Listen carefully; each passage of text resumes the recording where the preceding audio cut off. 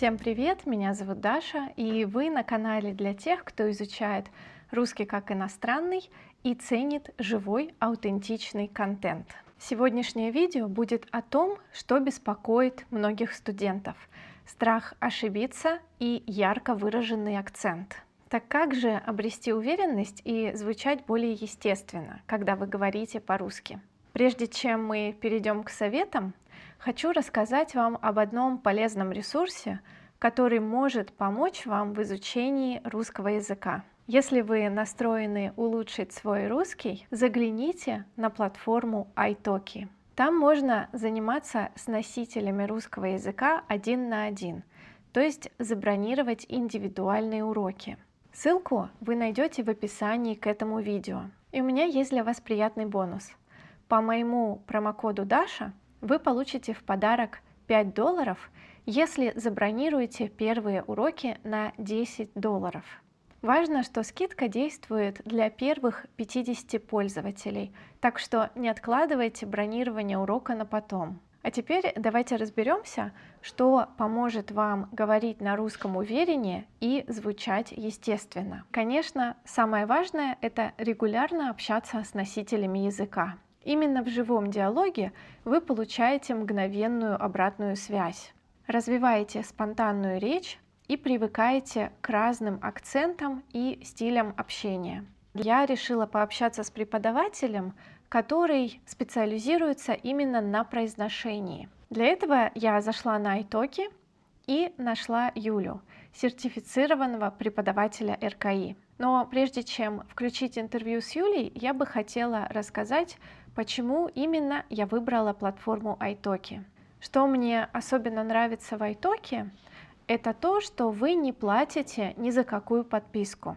Вы учитесь в своем ритме, можете делать перерывы и сами выбираете время занятий. Занимайтесь тогда, когда вам удобно. Эта гибкость очень важна.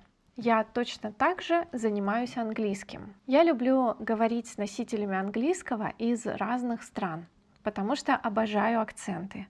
Поэтому бронирую свои уроки как с сертифицированными преподавателями, так и с теми, у кого нет сертификатов о преподавании, но с ними всегда весело и интересно общаться.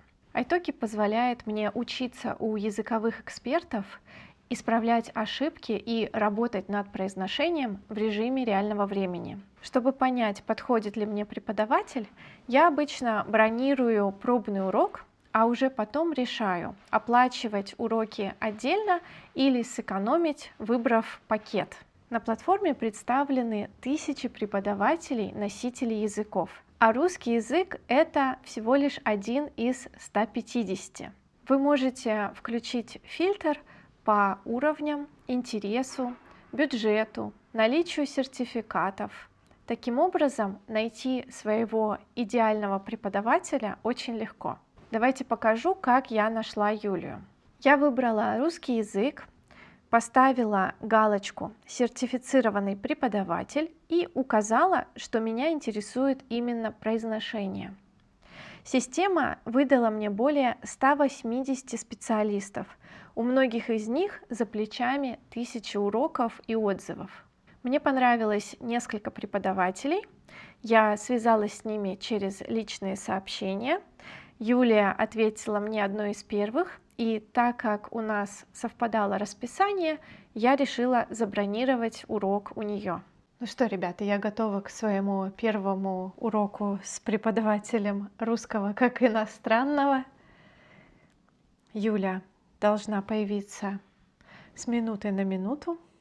Да, Юля, привет! Спасибо большое, что согласилась на это интервью. Юля, скажи, пожалуйста, какие советы и рекомендации ты можешь дать тем, кто стесняется говорить с носителями? Во-первых, наверное, самое важное, на что следует обращать внимание, это ударение. И это банально, но даже если вы не будете соблюдать правила произношения, я сейчас о редукции гласных, ну, например, мы знаем безударный о, е, я, и если вы будете говорить хорошо вместо хорошо, вас, скорее всего, поймут. Но если вы, как мой студент, который путешествовал по Средней Азии, будете говорить горчица вместо слова горчица, Да, я сразу не поняла. вот, видишь, хорошая иллюстрация, да? Действительно, вас не поймут, если вы будете путать ударение. Поэтому важно, очень важно обращать на это внимание. Что делать? К сожалению, запоминать слова сразу с ударением, когда мы видим новое слово. К тому же есть еще слова, в которых ударение меняется. Например, она река, river, да, река, они реки, но где? У реки родительный падеж, у реки. К счастью, сейчас программы, которые ставят ударение, такие есть для расстановки ударений, они часто узнают грамматические формы и дают верное ударение. Но здесь нужно быть очень внимательным. Здесь я могу порекомендовать ресурс, их много, но, например, russiangram.com, russiangram.com, можно проверять себя, смотреть, где ударение. И еще один ресурс с озвучкой. То есть вы можете там нажать на кнопочку «Проиграть», как носитель языка говорит, произносит это слово. Называется этот ресурс forvo.com. Спасибо, что ты сказала про ударение. Ребята, не грустите, мы, носители языка, тоже учим, как правильно говорить слова. Кремень или кремень, клала или клала и так далее. Красивее или красивее?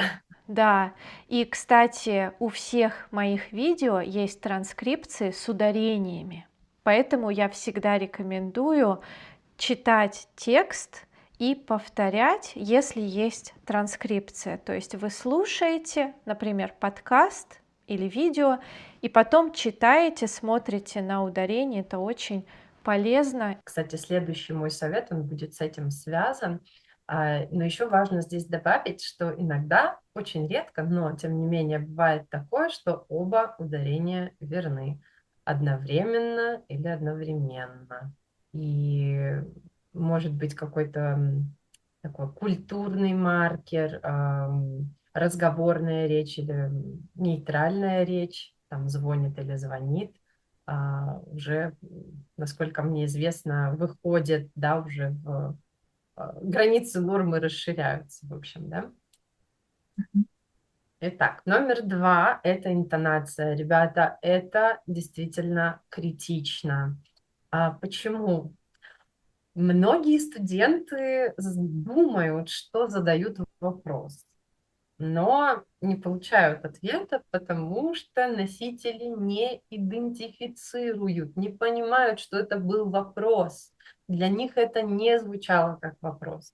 Дело в том, что в разных языках разные модели интонации, поэтому нужно быть здесь очень внимательным. Есть два варианта вопросов в русском языке. Это вопрос со специальным словом, с вопросительным словом, и вопрос без этого слова. Вопрос с вопросительным словом, его интонация похожа на утверждение, когда мы что-то говорим, как будто мы знаем. Например, вы были в театре. Я знаю, да? Вы были в театре. И когда вы спрашиваете, например, когда вы были в театре, вторая часть вопроса, она такая же, как утверждение. Но есть еще вопрос без вопросительного слова. И тогда интонация меняется. Вы были в театре, интонация идет вверх. Вот поэтому иногда сложно понять, иностранцы задают вопрос или нет. Да? Потому что есть два типа вопросов, мы это различаем. Это смысл для нас. Да? Нам важно использовать правильную интонацию для того, чтобы получить то, что мы хотим. Да, вы были в театре, да, то есть где вы были? Вы были в театре? Вы были в театре? Были или нет? Именно, и это следующее, что я хотела сказать, потому что кроме вот этого нейтрального вопроса, вы были в театре? Мы еще можем играть со словом и выделять разные компоненты, разные слова в предложении, и это будет менять смысл. Даша, совершенно верно ты сказала. Вы были в театре или кто-то другой? Вы были в театре как факт или пропустили его? Вы были в театре или в кино, например?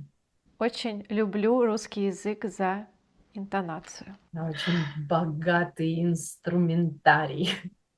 Что с этим делать? Больше слушать, конечно, замечать детали и стараться копировать. Здесь можно заниматься шедоуингом.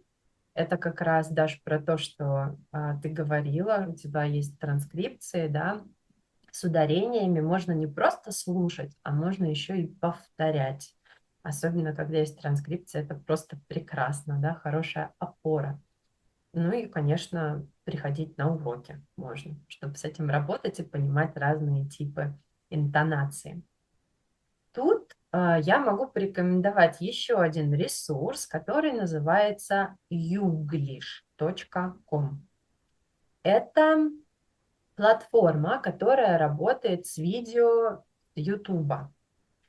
Но в чем суть? Вы можете написать какое-то одно слово или фразу, и вам эта платформа Youglish будет давать разные кусочки, ну, там целое видео, но он вас будет направлять на тот участок видео, где это слово говорится или эта фраза. Поэтому вы можете таким образом послушать, как разные носители языка произносят одно и то же слово или фразу, и также копировать интонацию. Мне кажется, классный ресурс. Номер 3. Разница и «ы». Конечно, это не так критично, как первые два пункта, но все еще очень важно, потому что когда вы различаете и «ы», можете их сказать, это ускоряет коммуникацию. Мы можем быстрее взаимодействовать, быстрее и легче понимать друг друга. И усилий будет меньше, стараться нужно меньше будет. Например, чего стоит мышка и мишка, мыло и мило, быть, бить. Мы не хотим это перепутать. Мгм. Пылить, пилить, например.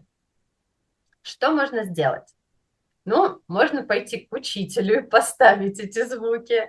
Можно просто пойти на YouTube и посмотреть разные приемы, потренироваться. Есть несколько приемов, нужно смотреть, какой будет работать конкретно для вас. А может быть, все сразу будут дополнять друг друга. Я люблю прием, который называется сирена, то есть такая имитация, плюс мы можем показывать рукой, добавлять, это важно, когда мы еще движение включаем, то есть вот сирена, да, и на этой динамике достаточно хорошо получается поставить этот звук. Еще один классный лайфхак – это ставить от заднеязычных звуков, которые у нас вот тут образуются. Г, Х, Х. И мы можем прям так начинать, да, Г, Х, Х, и добавлять постепенно гласный. Г, Г, Г, Х, Х, да, и выходить в Г. И потом постепенно мы запомним эту позицию. Это будет натурально для нас, естественно. Есть еще механический способ, когда мы там берем ручку, зажимаем между зубов, держим язык ручкой, но он не всегда работает, но здесь важно понимать нюанс про позицию языка.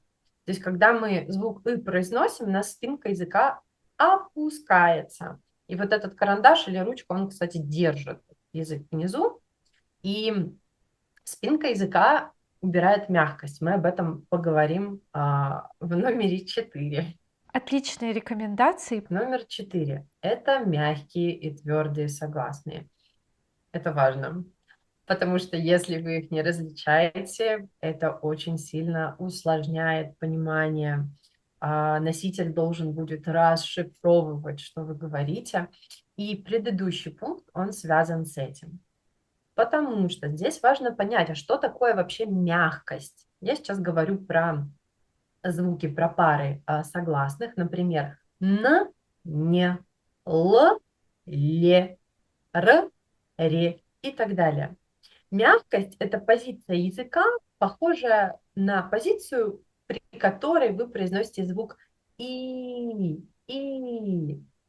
Посмотрите, я когда говорю и у меня рот чуть-чуть приоткрывается, и я даже вижу вот этот язык, да, и он вот так расположен. Это мягкость.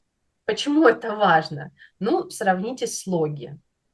Ло, лё, льё. Мы добавляем еще третий. И 3 разных слова. Лот, лед, льет. Да? 3 разных слова. Нам важно это различать. Ну и, например, рад, ряд, угол, уголь, мат, мать, мять. То есть это не только в конце, не только мягкий знак. Там это зависит от гласных, которые обозначают мягкость согласных. Пример, премьер. Да? Что здесь делать? Ну, обращать внимание и понимать разницу. Это прям первый шаг. Больше заниматься, слушать, имитировать, ходить на уроки. Совет номер 5. Это не так критично, но это очень просто исправить. Ко мне приходили студенты, которые просто годами изучали русский язык, но не могли избавиться от своего американского «р». Это не критично, как я говорю, но очень быстро исправляется, особенно если вы американец.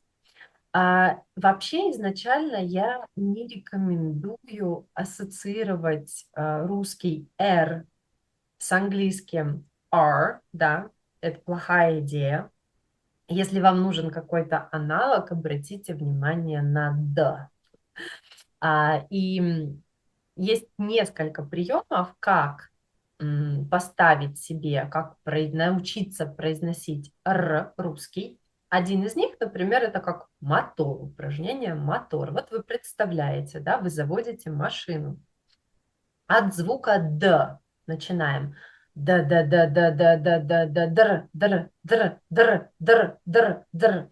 И вот так работаете, да? И потом постепенно вы можете начинать актуализировать это в словах, например, здорово, чтобы было меньше стресса, драма, драп, дракон, друг и так далее. И потом вы уже уходите в чистый звук и произносите его без «да» первоначального. Для американцев также я рекомендую произнести слово «лучше» по-английски.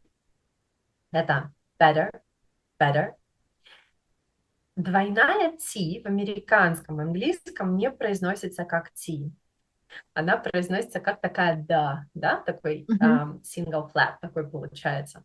Так вот, русский R на самом деле, он не р, мы не рычим.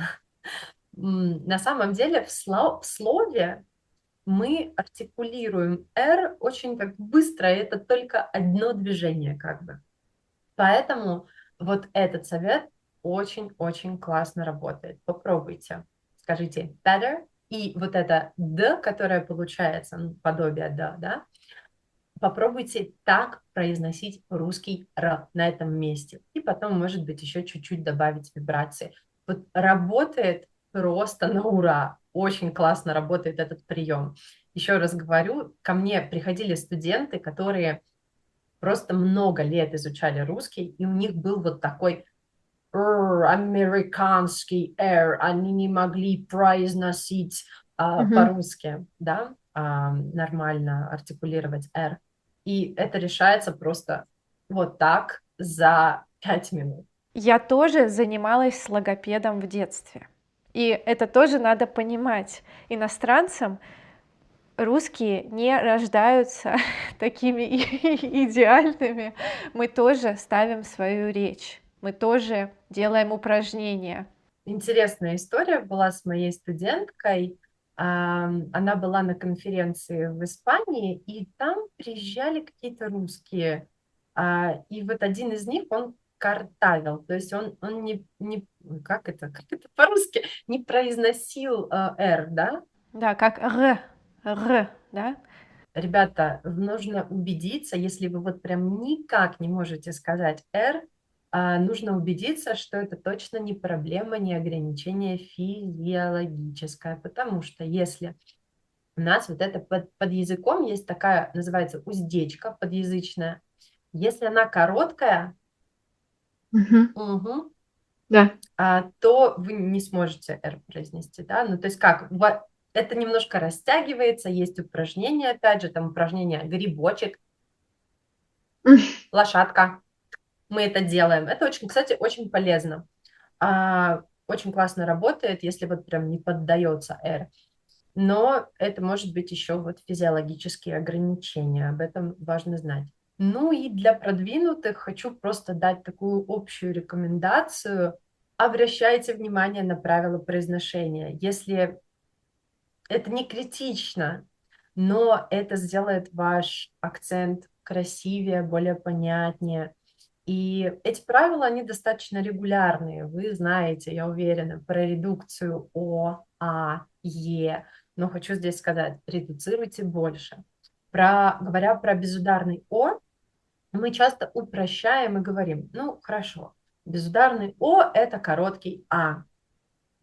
Но на самом деле мы не говорим «хорошо», мы говорим «хорошо». То есть редукция еще больше. На самом деле там, чем дальше от ударения, тем звук «а» больше похож на «шва». Это такой неяркий звук, очень нейтральный и расслабленный. Хорошо, хорошо. Это как бы мы заполняем пространство чем-то, каким-то звуком. Вот обратите на это внимание. Редуцируйте больше, вы будете звучать естественнее. Конечно, буквы Я и без ударения. У нас как И часто произносится в потоке речи, например, не этаж, но этаж. Мы можем выделить и сказать экономика, но в потоке мы часто скажем просто экономика.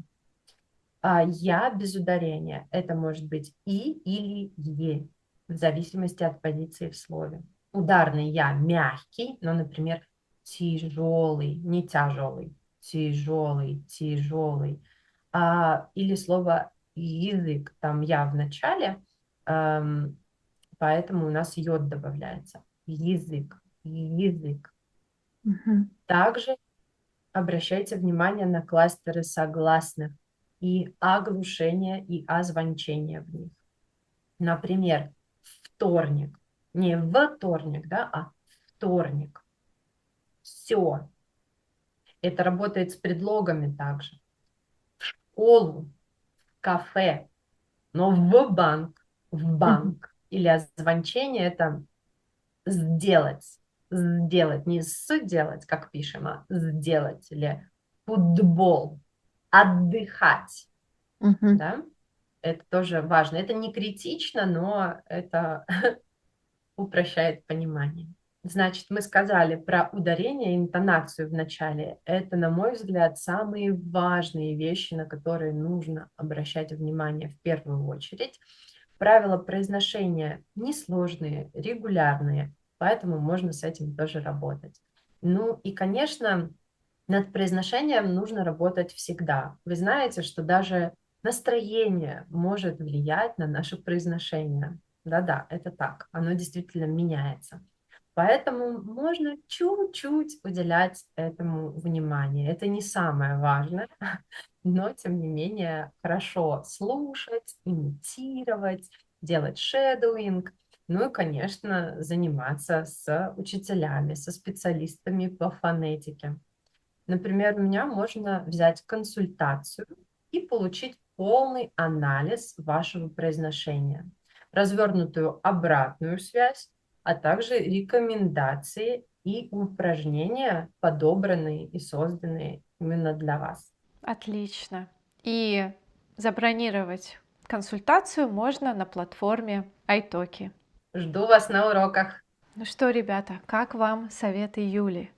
Лично я после нашего разговора ощутила настоящий прилив энергии и вдохновения. По-моему, Юля поделилась продуманными и ценными советами. Мы с Юлей коллеги, но она специализируется именно на фонетике и улучшении произношения, и это чувствуется.